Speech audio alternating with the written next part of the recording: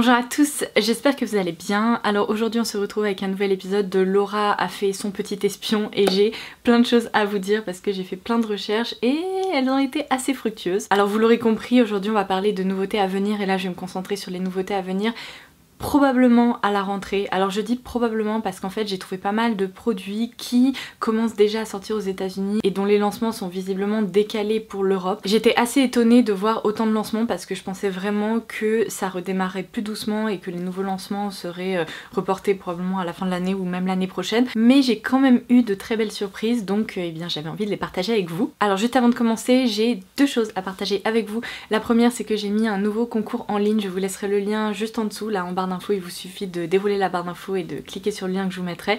Il y a un bon d'achat de 300 € à gagner et ce concours est ouvert jusqu'à dimanche soir donc n'hésitez pas à y participer pour tenter votre chance. Et la deuxième info c'est qu'il y a de nouveaux bons plans autour des soldes. Typiquement Sephora vient de proposer 20% de réduction supplémentaire sur les soldes, donc si jamais il y avait des produits qui vous tentaient et vous hésitiez un peu comme moi parce que ce n'est que la 4e fois que je vous en parle, mais je louchais sur les gels, les pen chicks de chez Nude Sticks. J'avais plusieurs teintes dans mon panier et en fait je l'avais pas validé au lancement des soldes et je suis très contente de pas l'avoir fait parce que du coup j'ai enfin passé ma commande et j'ai pu bénéficier de 20% supplémentaires, comme quoi la patience parfois peut être très positive. Donc je vous avais promis que je vous tiendrai informé des nouveaux bons plans, des codes promo et tout, donc il y aura une petite update ci-dessous également. Et sur ce, je crois que je n'ai rien oublié. C'est parti, je vais commencer tout de suite, j'ai toutes mes notes juste ici. Je vais me décaler pour pouvoir insérer des visuels par là et on peut commencer. Mon dieu, comme ça j'ai l'impression que je vais vous présenter le journal de 20h. Alors aujourd'hui, vous savez quoi, ça va même être encore mieux que le journal de 20h parce que là, il y a plein de petites pépites qu'on va pouvoir découvrir ensemble. Allez, j'ai une liste de 1001 trucs dont je vais commencer tout de suite par les nouveautés Urban Decay que j'ai repérées. Alors il y a tout d'abord une nouvelle palette qui a été annoncée qui s'intitule apparemment la Stone Vibes. Moi j'ai l'impression qu'il s'agit d'une palette avec des fards à paupières pailletés qui ont été compressés dans une palette. Si ce n'est pas ça, ce sont tout simplement peut-être des pigments compressés qui sont très métalliques, donc il va falloir attendre un petit peu pour en savoir plus. Pour le moment elle me tente moyennement, mais peut-être que les swatchs feront pencher la balance. Ensuite la très bonne nouvelle c'est que si vous appréciez la gamme All Nighter, et bien sachez que Urban Decay prépare apparemment un lancement qui s'appelle Ultra Glow qui va vraiment miser sur un fini dewy et je suis trop contente parce que c'est mon fini préféré en matière de produits pour le teint. Donc ce sont vraiment des produits qui vont apporter un éclat, des reflets lumineux, etc. Et donc apparemment dans cette gamme il va y avoir un primer mais également un spray fixateur. Vous connaissez ma passion pour les sprays fixateurs Urban Decay, donc ça c'est vraiment le lancement que j'attends le plus. Alors petite précision en revanche, j'ai fait mon espion, j'ai trouvé plein de choses à partager avec vous, mais je n'ai malheureusement pour le moment pas de date de sortie. Il y a certains produits qui vont la sortir aux États-Unis et pour le moment pour la France, ben, rien n'est confirmé, notamment par Sephora, rien n'a été confirmé. Donc j'imagine que ça n'arrivera pas avant la rentrée, mais peut-être que ce sont même des produits qui sortiront un peu plus tard. Donc évidemment je vous tiendrai au courant au fur et à mesure, mais là cette vidéo est vraiment faite pour vous donner une idée déjà de ce qui va arriver. Alors la marque Laneige a annoncé deux nouveaux lancements de Lip Sleeping Mask. Alors vous savez, vous avez un format peau et un format gloss qui est liquide et là apparemment le parfum c'est Gummy Bear, donc vous savez ces petits bonbons en forme d'ourson, bah apparemment ça va sentir ça. Généralement les parfums Laneige sont assez réussis, donc là je me dis que potentiellement ça pourrait tout simplement sentir le bonbon. Je suis assez intriguée, principalement parce que j'adore les Lip Sleeping Mask de Laneige. On va avoir une tripotée de nouveaux mascaras qui vont sortir apparemment, les marques ont toutes travaillé là-dessus. Un nouveau mascara Unlocked chez Hourglass qui est le Unlock Instant. Alors d'après ce que j'ai pu voir, la brosse sera plutôt une brosse en picoplastique, donc c'est pas ma préférence. Bare Minerals va également lancer un nouveau mascara qui s'appelle le Strength and Length. Alors le truc c'est que la marque est plus distribuée en France, donc j'espère que Look Fantastic le proposera si jamais vous êtes intrigué. Et Pat McGrath vient également de lancer un nouveau mascara sur son site internet. Il n'est pas encore dispo sur Sephora France, mais je pense que ça ne saurait tarder. Il s'agit du mascara Dark Star et pour le coup je suis très chanceuse puisque je l'ai reçu et donc j'aimerais bien vous proposer une vidéo autour en fait de la collection Divine Rose parce que la marque m'a également envoyé les deux palettes, donc je pense qu'une vidéo dédiée devrait arriver incessamment sous peu.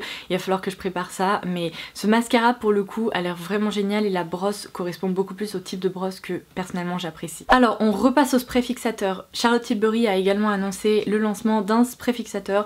Idem, pas de news pour le moment chez Sephora, mais j'imagine que ça va être une nouveauté de la rentrée. Le packaging est particulièrement joli. C'est vraiment un packaging ultra luxe et en même temps très sobre. Je le trouve vraiment très sympa. Chez Charlotte Tilbury, visiblement, la marque va également lancer des blush crème dans des petits pots. Et avant même que les nouveautés Urban Decay soient lancées, sachez que Maybelline va lancer un potentiel dupe de cette gamme chez Urban Decay, puisqu'ils ont apparemment formulé un glass spray qui va également laisser un rendu lumineux sur le visage. Donc ça, je suis hyper intriguée parce que je me dis que ça pourrait faire l'objet potentiellement d'une vidéo dupe. Alors vous connaissez ma passion pour les Cheek Pops de Clinique qui sont, vous savez, ces blushs en forme de marguerite, on va dire. J'ai plein de couleurs, je vous en parle assez régulièrement parce que vraiment j'adore leur formule. Et là, la marque a annoncé, alors il me semble qu'ils sont déjà sortis en Asie mais pas encore ici en Europe. La marque a annoncé le lancement de blushs qui cette fois-ci ne vont pas posséder cette forme de marguerite, mais vous allez le voir à l'écran. Il va y avoir une déclinaison de plein de jolies fleurs en fonction des teintes et les teintes ont l'air également très jolies. Donc eh bien j'espère vraiment pouvoir mettre la main dessus un de ces jours. Huda Beauty vient également d'annoncer le lancement d'un highlighter, je vous laisserai le visuel par ici. Alors le produit en lui-même est sublime. Après je vous cache pas que ça me rappelle beaucoup les highlighters de Nabla, non pas dans la forme en fait, mais en termes de rendu ça m'a l'air d'être très similaire. Donc sachant que j'adore les highlighters Nabla, je pourrais potentiellement apprécier ceux de chez Huda. Et sachez que pour compléter la collection Miami Lights, ils ont également lancé des body glow, en fait vous savez ces highlighters qu'on peut appliquer sur le corps pour donner de l'éclat au niveau des clavicules, des bras, etc. Alors petite parenthèse, il y a des lancements qui viennent d'être annoncés par Colourpop et je voulais juste partager une info avec vous parce qu'en fait je l'avais évoqué dans l'une de mes dernières vidéos mais je crois que je l'avais indiqué en barre d'infos, je l'avais pas énoncé oralement donc je préfère le dire parce que je sais qu'il y a plein de fans de Colourpop par ici et c'est tout à fait justifié vu le prix et le rapport qualité-prix des produits de façon générale. Sachez que jusqu'à présent lorsque vous commandiez sur Colourpop vous pouviez à l'arrivée avoir une mauvaise surprise, c'est-à-dire à la livraison de votre colis vous avez potentiellement déjà dû être amené à payer des frais de douane. Pour ma part typiquement ça m'arrivait tout le temps et j'avais l'impression qu'il n'y avait pas de limite dans les frais de douane parce que parfois je payais quasiment 50% du prix de ma commande totale, ce qui était complètement fou. Et là Colourpop a mis un nouveau système en place. Lorsque vous ajoutez des articles à votre panier, en fait lorsque vous entrez votre adresse de livraison, les frais donc de douane, les taxes etc sont calculés automatiquement de façon à ce que vous puissiez les payer avant et qu'à l'arrivée vous n'ayez aucune mauvaise surprise. Et je trouve ça génial parce que j'ai fait des simulations et en gros pour les frais de douane je crois que pour une commande de 60$, il s'élevait autour de 10$, donc ce qui est bien moins important que ce que j'ai déjà payé pour les frais de douane Colourpop. Du coup je trouve ça génial parce que je crois que les frais de port sont désormais offerts à partir de 50$ et sachant que vous avez ces frais de douane qui sont limités, et bien c'est beaucoup plus rentable en fait comme système. J'avais quelques doutes au début mais après avoir testé un peu le truc sur le site je trouve ça hyper bien fait, donc ça c'est une très bonne nouvelle parce que du coup plus de mauvaises surprises. Ça me permet de vous montrer les nouvelles collections qui ont été annoncées par Colourpop. Il y a notamment cette collection Wild Nothing qui me parle beaucoup parce qu'en fait ce sont des couleurs que j'adore. La palette me tente tout particulièrement mais également les deux fards à paupières en peau qui sont des fards lumineux. Vous savez je vous ai déjà présenté cette formule chez Colourpop. J'adore cette formule qui est tellement métallique, tellement foil, etc. Du coup je suis un peu à deux doigts de passer commande. Le seul problème c'est que les vacances approchent et j'ai peur de ne pas pouvoir réceptionner ma commande à temps. Donc je vais peut-être attendre après les vacances quitte à prendre le risque que les produits soient plus dispo. Au pire il y a plus grave dans la vie mais bon en tout cas je vous laisse l'info si jamais ça vous intéresse. Alors si vous aimez plutôt tester les nouveautés pour le teint, CoverFX a annoncé le lancement d'une gamme de Tinted Moisturizer, donc des crèmes teintées tout simplement. J'ai vérifié, ces crèmes teintées ne sont pas encore dispo sur Beauty Bay mais sachant que c'est le revendeur officiel de Colourpop, je pense que ça finira par arriver. Encore une fois je n'ai pas la date mais il faudra guetter. Et pour le coup ce lancement m'intrigue également. Alors chez Chanel j'ai réussi à récupérer des visuels des rouges à lèvres lacqueurs qui sont des nouveautés du coup qui ressemblent en fait à des lacs à lèvres. Alors je pense que c'est la déclinaison des rouges à lèvres Ink, vous savez, parce que le packaging est assez similaire, si ce n'est que là il est un petit peu laqué tout simplement. Alors Stila va également lancer des... comment dire, ça va être un peu des sticks de fard à paupières, seulement ce sont des sticks 3 en 1. Alors leur particularité c'est qu'ils sont métalliques mais ils sont annoncés pour les yeux, les joues et les lèvres. Je trouve ça très étrange parce que pour le coup j'ai vu des swatchs et ils sont vraiment métalliques. Donc pour les yeux ça va être sublime. Par contre pour les joues, j'ai quelques doutes, surtout certaines couleurs ne correspondent pas du tout à ce qu'on a envie de porter sur les joues. Sur les lèvres ça peut faire un look un peu effet années 90 donc attention. Mais c'est chouette de voir que Stila propose des nouveautés qui sont pas uniquement des Glitter and Glow parce que c'est vrai que même si je les adore, il y a souvent des nouveautés dans la gamme Glitter and Glow. On revient à la marque Hourglass, j'ai oublié de vous préciser qu'ils venaient de créer une nouvelle formule de poudre. Alors ce sont les poudres Ambient Lighting Infinity et d'après ce que j'ai compris ça réunit deux de leurs formules stars. La première ce sont donc les Ambient Lighting Powder qui sont tout simplement les les poudres de finition de chez Hourglass et également les poudres Ambient Strobe qui sont leurs highlighters. Et donc du coup ils ont combiné ces deux produits là et ça permet d'avoir une poudre cuite qui va visiblement donner un joli glow et un éclat peut-être un peu plus intense au visage. Donc pour celles qui aiment les finis très satinés etc, ça peut être un produit intéressant. Alors pour le moment je les ai uniquement trouvés sur Feelunique. Pour ma part je commande très peu sur Feelunique, mais c'est vrai que vous avez été très nombreuses à me dire qu'ils abusaient complètement en termes de tarifs et j'ai pu le constater pour ce produit puisque là il est proposé au prix de 62 €.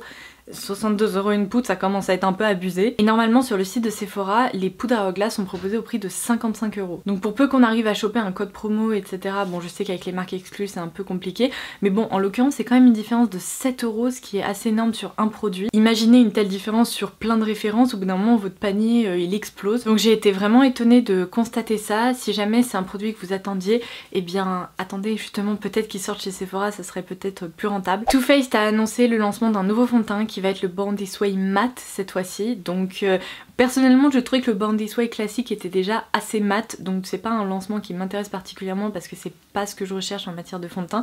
Mais si par exemple vous avez la peau grasse ou que vous aimez les finis très mat, ce lancement là pourrait potentiellement vous intéresser. Ils ont également annoncé le lancement de la nouvelle base visage qui est la Plump and Prime, qui est apparemment une base slash sérum qui me rappelle un peu beaucoup d'ailleurs une nouvelle base à paupières que Kat Von D a annoncé, qui est une base biphasée avec une partie transparente ou blanche et une partie noire. Je vous laisserai aussi le visuel à l'écran. Alors pour revenir au produit Too Faced, il n'y a pas cet effet biphasé, mais comme je vous le disais apparemment ça va être une texture assez liquide, donc affaire à suivre. Et si vous êtes une fan des Lip Injections, qui sont, vous savez, ces gloss pour les lèvres de chez Too Faced qui apportent un effet lèvres plumpy, qui vont presque un peu regonfler les lèvres avec un effet mentholé. Enfin quand je dis un effet mentholé, c'est presque un effet un peu piquant. Moi typiquement le Lip Injection de Too Faced, j'ai beaucoup de mal à le porter parce que ça m'irrite tout le contour de la bouche, mais sachez que cette formule va être déclinée sous forme de lip gloss et il va y avoir beaucoup de teintes qui vont être proposées. NYX a annoncé le lancement des Epic Wear Liner Sticks, qui sont des crayons où il y a plein de teintes, et sachant que c'est une gamme justement qui mise sur la longue tenue et la tenue à toute épreuve,